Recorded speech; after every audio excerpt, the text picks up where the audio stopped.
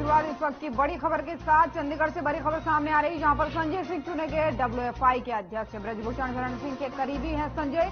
वहीं संजय ने हरियाणा लॉबी को बुरी तरह हराया। 48 से 40 वोट संजय सिंह को मिले हैं। हरियाणा लॉबी 8 वोटों तक सिमटी है। तो इस वक्त की बड़ी अहम जानकारी आपको चंडीगढ़ से बता रहे हैं, जहां पर डब्ल्यूएफआई के नए अध्यक्ष चुने गए हैं और संजय सिंह को इसका अध्यक्ष चुना गया है। वहीं ब्रजभूषण शरण सिंह के ही करीबी बताए जा रहे हैं संजय। और साथ ही आपको बता दें कि संजय ने हरियाणा लॉबी को बुरी तरह से हराया है। 48 में से 40 वोट उन्होंने जीते हैं।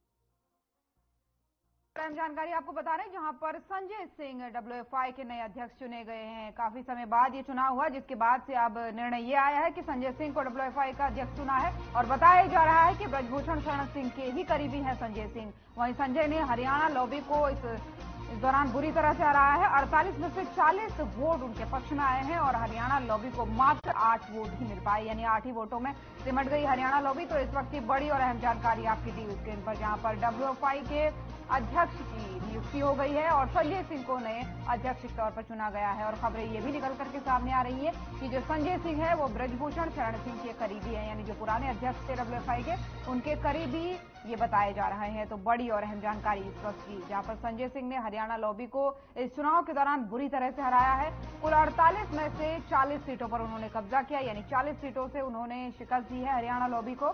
और हरियाणा लॉबी कुल 8 सीटों पर सिमटी।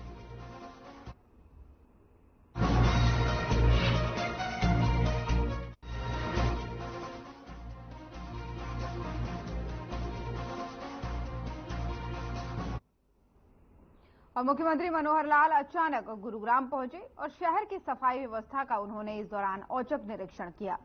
इस दौरान उनके साथ शहरी विकास विभाग के प्रधान सलाहकार डीएस ढेसी, अर्बन निगम कमिश्नर पीसी मीणा और जिला उपायुक्त निशांत यादव मौजूद रहे। आपको बता दें कि मुख्यमंत्री मनोहर लाल ने इसी बीच एक बड़ी कार्रवाई करते हुए कन्हई रोड पर सफाई व्यवस्था देख रही एजेंसी पर 1 लाख का जुर्माना लगा दिया है। इसे देखकर ये साफ हो जाता है कि हरियाणा सरकार सफाई के मामले में राज्य स्तर पर कितना सतर्क है।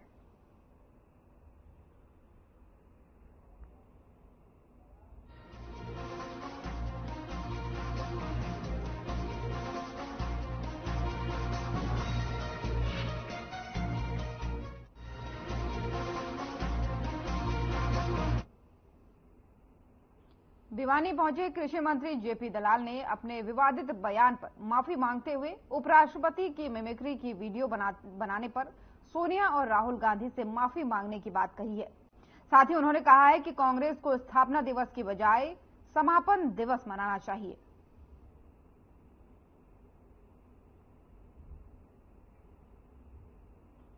तो खबर भिवानी से आपको बता रहे हैं, जहां पर भिवानी दौरे पर कृषि मंत्री जेपी दलाल पहुंचे। जेपी दलाल ने अपने बयान पर माफी मांगते हुए इस दौरान कहा कि उपराष्ट्रपति की मिमिक्री की वीडियो बनाने पर सोनिया और राहुल गांधी से माफी मांगने की उन्होंने बात कही है। साथ ही उन्होंने कहा कि कांग्रेस को स्थापना दिवस की बजाय समापन दिवस मनाना चाहिए। रविवार 24 तारीख को ऐतिहासिक गांव सिंघाणी में चौधरी चरण सिंह जी की यादगार में जो राष्ट्रीय किसान दिवस है, उसको हम अन्नदाता सम्मेलन के रूप में मना रहे हैं। लाखों की भीड़ होगी। जबरदस्त पूरे जिले के अंदर उत्साह है और पूरा हमारा किसान मोर्चा, हमारे जो लोग चाहने वाले लोग मिलकर के इस सम्मेलन को कामयाब कर रहे हैं। और मैं समझता हूं कि इतना बड़ा जमावड़ा भिवानी जिले के अंदर पहले कभी नहीं हुआ होगा। सब किसान भाइयों से मैं प्रार्थना करता हूं कि आप यहां पर आएं और इस सम्मेलन की शोभा बढ़ाएं। किस प्रकार की सौगात मिल सकती है? जब भी मुख्यमंत्री जी आते हैं, क्योंकि इस सम्मेलन के अंदर मुख्यमंत्री जी भी होंगे, हमारे प्रभारी विप्लव देव जी भी होंगे, हमारे प्रदेश अध्यक्ष भी होंगे, बहुत सारे मंत्री जैसे हमारे बनवारी लाल जी हैं, हमारे रणबीर गंगवा जी हैं। हमारे खास बात यह है कि मेरे को आशीर्वाद देने वाले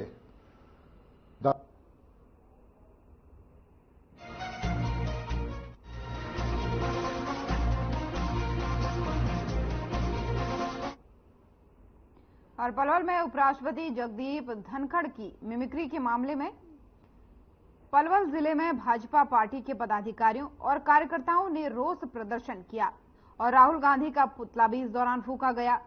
इस अवसर पर पलवल विधायक दीपक मंगला, होडल विधायक जगदीश नायर, हथीन विधायक प्रवीण डागर सहित पार्टी के पदाधिकारीगण मौजूद रहे।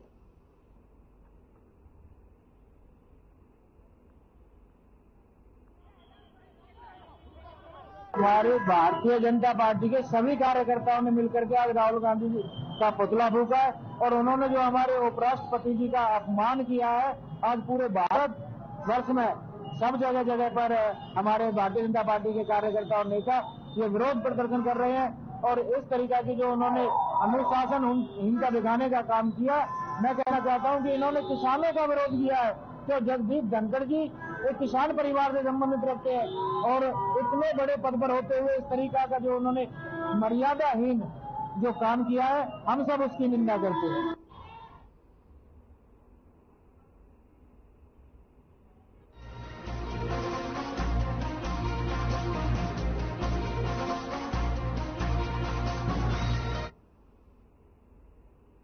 आम आदमी पार्टी के प्रदेश अध्यक्ष और राज्यसभा सांसद डॉक्टर सुशील गुप्ता ने बदलाव यात्रा के 7वें दिन बहादुरगढ़ पहुंचे और बदलाव यात्रा रेलवे स्टेशन से शुरू होकर शहर के मुख्य मार्गों से गुजरी।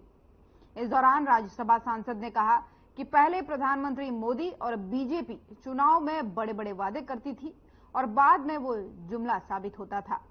अब इन्होंने केजरीवाल से गारंटी शब्द तो चुराया, लेकिन अब वो गारंटी भी चुनाव में जुमला साबित हुई।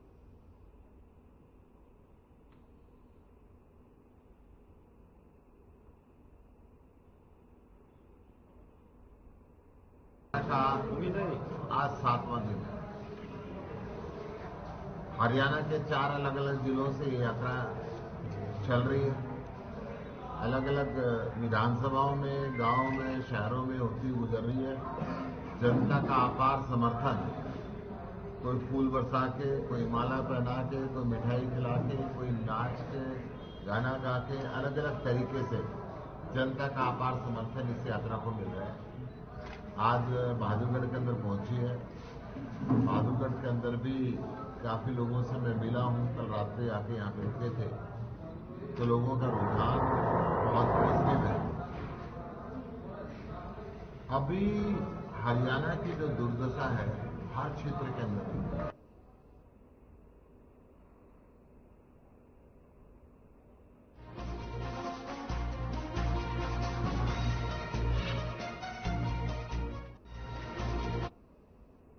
और वहीं पूरे भारत में अब विकसित भारत संकल्प यात्रा धूम मचा रही है।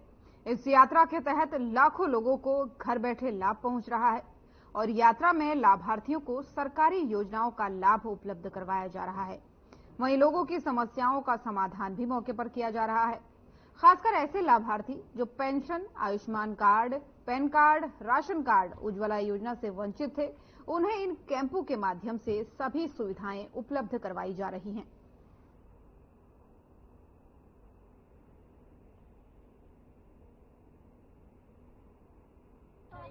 गुलामी की मानसिकता को देखिए, बहुत बढ़िया काम हो रहे हैं लोगों के।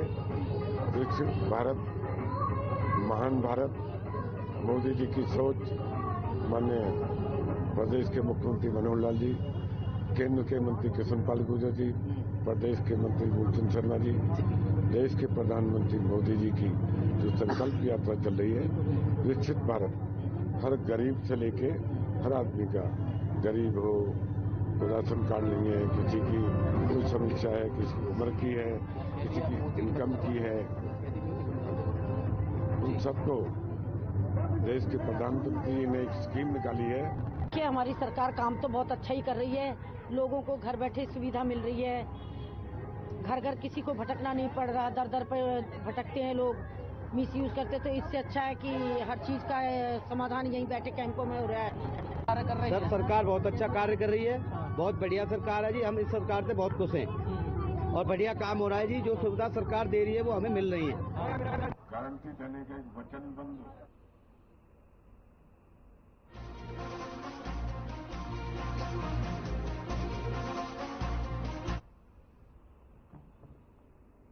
वहीं बल्लभगढ़ मलेरना रोड केशव भाटी और उनकी टीम की तरफ से आयोजित की गई श्रीमद् भागवत कथा में शामिल हुए फरीदाबाद के ज्वाइंट सीपी ओपी नरवाल दिखाई दे रहे हैं। तस्वीर बल्लभगढ़ से सामने आ रही है, जहां पर श्रीमद् भागवत कथा की गई है, जहां फरीदाबाद के joint CP OP Narwal Bhagwat कथा में शामिल हुए और कथा का प्रवचन करने वाले महाराज जी का आशीर्वाद उन्होंने इस दौरान लिया। वहीं बताया गया है कि पुलिस भी समाज का एक हिस्सा है और उन्होंने कहा कि हम भी किसी न किसी में आस्था रखते हैं। लोग सोचते हैं कि पुलिस नास्तिक है, नास्तिक नहीं, पुलिस आस्तिक है। पुलिस समाज में सहयोग करती है और उसको प्रोटेक्ट करती है।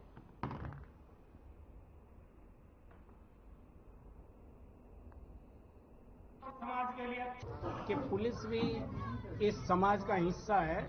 हम भी किसी के बच्चे हैं, परिवार के सदस्य हैं, हमारे भी परिवार हैं और हम भी किसी न किसी चीज में आस्था रखते हैं। लोग सोचते हैं कि पुलिस नास्तिक है, पुलिस नास्तिक नहीं है, पुलिस आस्तिक भी है और पुलिस समाज में जो है सहयोग करती है, उनको प्रोटेक्शन करती है। आप लोगों ने देखा होगा जाट आरक्षण में जो है व्यास जी का कि उन्होंने मेरे को यहाँ आने का मौका दिया अपने।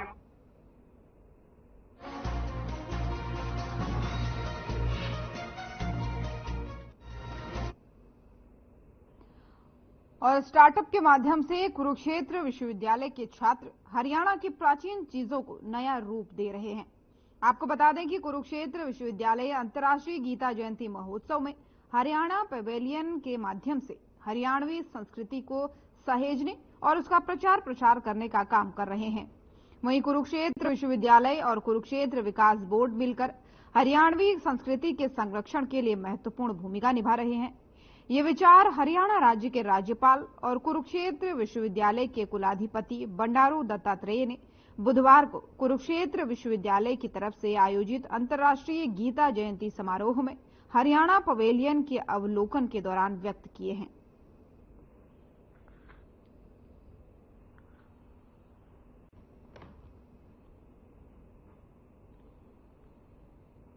के अंतर्जातीय गीता महोत्सव का सम्मेलन के इस उपलक्ष्य में मैंने आज हरियाणा का जो पवेलियन देखा हूँ, मुझे बहुत ही अच्छा लगा है। जैसा मैंने यहाँ पर बहुत पुरानी हमारी प्राचीन संस्कृति के और परंपरा से आए हुए बहुत से कलाओं को प्रदर्शन किया है और इसमें नए नए हमारे यूनिवर्सिटी की तरफ से भी हमारे विद्यार्थियां नए नए तरीके के जो है स्टार्टअप शुरू करें।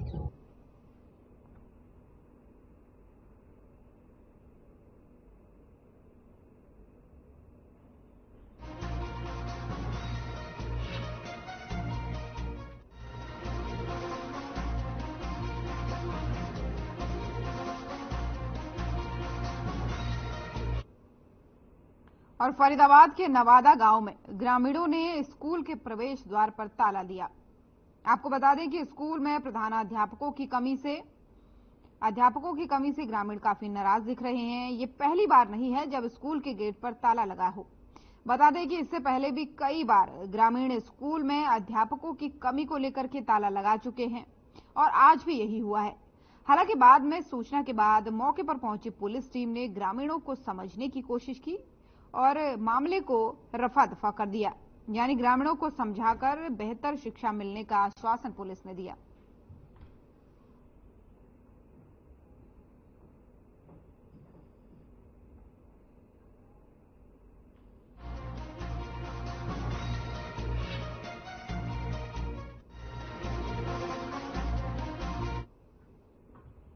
और वही महेंद्रगढ़ शहर का एकमात्र खेल स्टेडियम खाली खेत बनकर रह गया है। स्टेडियम में खिलाड़ियों के लिए न तो खेल का सामान है और न ही खेल मैदान। कांग्रेस सरकार के समय करोड़ों रुपए की लागत से बने इस स्टेडियम में बिजली, पानी, शौचालय तक की सुविधा भी नहीं है। स्टेडियम के अंदर तैनात 3 कोचों को सरकार की ओर से 1.5 से 2 लाख रुपए का प्रतिमाह वेतन दिया जा रहा है, लेकिन उसका लाभ खिलाड़ियों को नहीं मिल पा रहा है।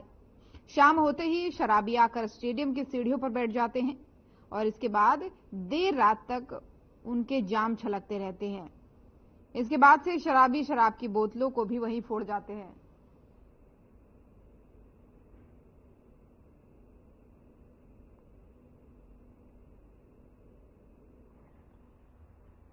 तो महेंद्रगढ़ से आपको खबर बता रहे हैं, जहां पर जो क्रिकेट स्टेडियम है वो एक खाली खेत बनकर रह गया है, क्योंकि ना तो यहां पर खिलाड़ियों के लिए कोई सामान है और ना ही ये जो खेल का मैदान है ये प्रॉपर बना है। बताया जा रहा है कि यहाँ पर न बिजली की सुविधा है, न पानी की सुविधा है, न शौचालय की सुविधा है। जिस तरीके से आप तस्वीरों में देख भी पा रहे होंगे, ये सिर्फ खाली खेत ही नजर आ रहा है। किसी भी एंगल से ये स्टेडियम नहीं नजर आ रहा है। और साथ ही में बातें ये भी सामने आ रही हैं कि इस स्टेडियम में शाम के समय में जो आसपास के शराबी हैं वो यहाँ पहुंचते हैं और खाली बोतलों को भी यही फोड़ कर जाते हैं। तो ये गंभीर समस्या यहाँ पर देखी जा रही है, जहाँ पर स्टेडियम तो है लेकिन स्टेडियम खेलने के लिए पर्याप्त नहीं है, क्योंकि ये सभी सुविधाओं से वंचित है।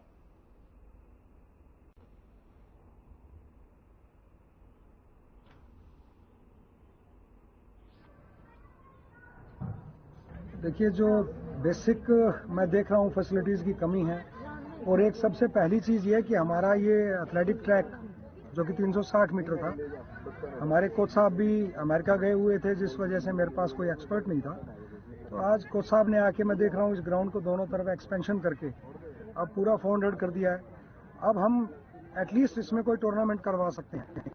यहाँ कोचेस तो बहुत अच्छे हैं, पर यहाँ पे है ना गवर्नमेंट के थ्रू बिल्कुल भी फैसिलिटी नहीं है और ये ट्रैक की हालत काफी ज्यादा खराब है। काफी साल से हम प्रैक्टिस कर रहे हैं, पर रेगुलर प्रैक्टिस करते हैं, स्पीड वर्कआउट के टाइम है ना बहुत ज्यादा इंजरी देखनी पड़ती है। कोच तो है और सामान भी है थोड़ा बहुत, तो पर पिच बिल्कुल खत्म हो चुकी है। लगभग इतने खड़े हो रहे हैं जैसे बॉल कहीं भी चल लग जाए, कोई पता नहीं है।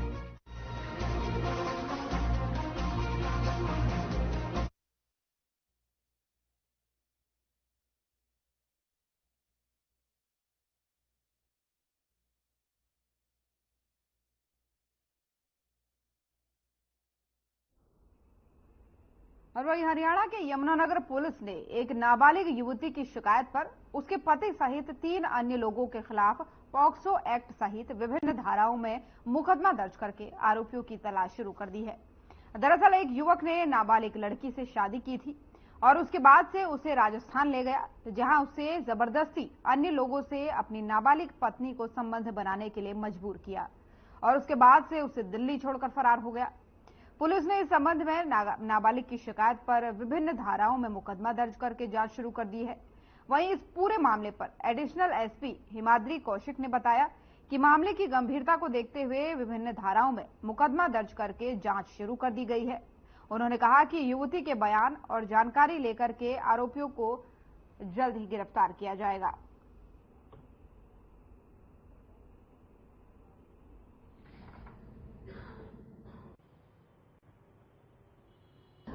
हमें एक शिकायत प्राप्त हुई थी, एक 0 FIR प्राप्त हुई थी जो दिल्ली से आई है, जिसमें एक 17 साल की युवती ने बताया है कि 2 साल पहले उनसे एक व्यक्ति ने शादी की थी और फिर उसके बाद वो उन्हें जगह जगह पे लेके गए, बिहार, राजस्थान और दिल्ली, और उसके बाद उनको उनके साथ और भी कई हादसे हुए हैं, जिसके कारण इसमें पॉक्सो और इमोरल ट्रैफिकिंग एक्ट लगा है।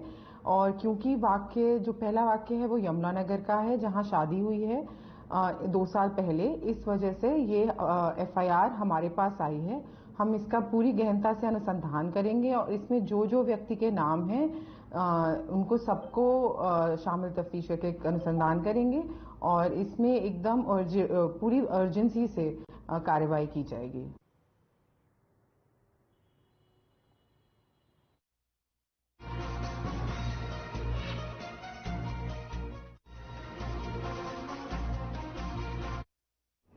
अब खबर झज्जर से है, जहां एक गांव में युवती ने जहरीला पदार्थ खाकर आत्महत्या कर ली। युवती की शादी झज्जर जिले के सोंधी में हुई थी। आपको बता दें कि महिला ससुराल पक्ष से झगड़ा होने के बाद से अपने मायके के गांव अकहेड़ी मदनपुर में आई थी।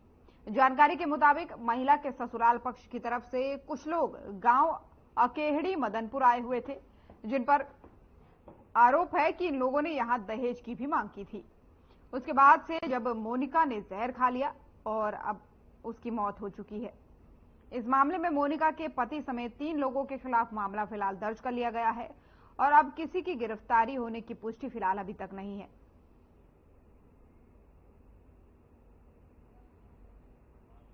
ये मामला ये मोनिका नाम की लड़की थी जिसकी शादी हुई थी। ये अपने मायके के पास आई हुई थी ससुराल वालों से बिगाड़ के दहेज के संबंध है। और कल इसका पति और एक इसका नंदोई इनके घर आए, इनके मायके पर, और उन्होंने इसको धमकी दी और उसके कोई डिमांड रखी, भाई ये लेके आना। उसने जो है न उसकी उनको दोबारा प्रताड़ित करने पर दहेज की और उनके जो ने उसने जहर खा लिया। अच्छा। जिससे उसकी मौत हो गई। आज इसका पोस्टमार्टम।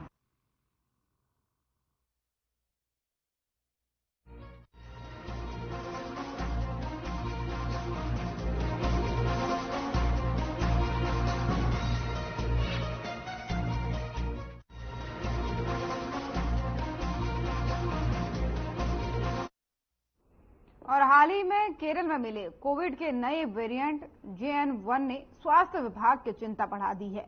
लेकिन हरियाणा के रेवाड़ी में अभी तक इस नए वेरिएंट का एक भी केस नहीं मिला है। लेकिन फिर भी रेवाड़ी का स्वास्थ्य विभाग इससे निपटने के लिए पूरी तरह से सक्षम है और यहां के नागरिक अस्पताल में इसके लिए सभी तैयारियां पहले से ही पूरी कर ली गई हैं।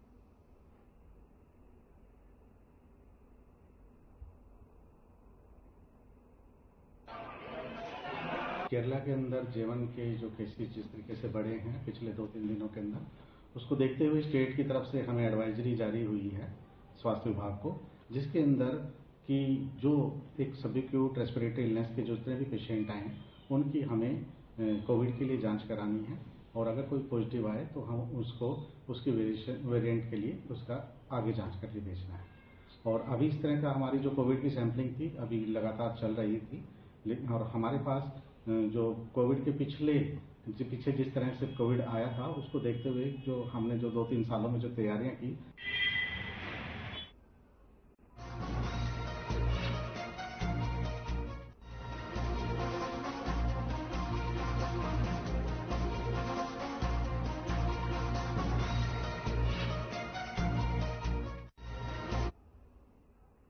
अखिल भारतीय जाट महासभा के जिला अध्यक्ष युद्धवीर फोगाट ने आक्रोश जाहिर करते हुए कहा कि किसान परिवार में जन्मे जाट नेता जगदीप धनखड़, जो आज उपराष्ट्रपति के संवैधानिक पद को सुशोभित कर रहे हैं, उनका अपमान जाट समाज का अपमान है, जिसे कतई बर्दाश्त नहीं किया जाएगा।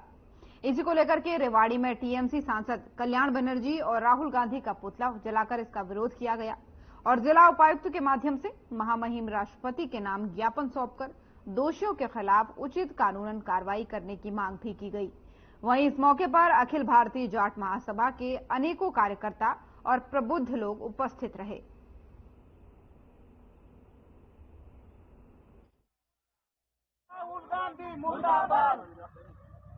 मेरा शुभ नाम युद्धवीर सिंह फोगाट है और मैं अखिल भारतीय जाट महासभा का जिला अध्यक्ष हूँ।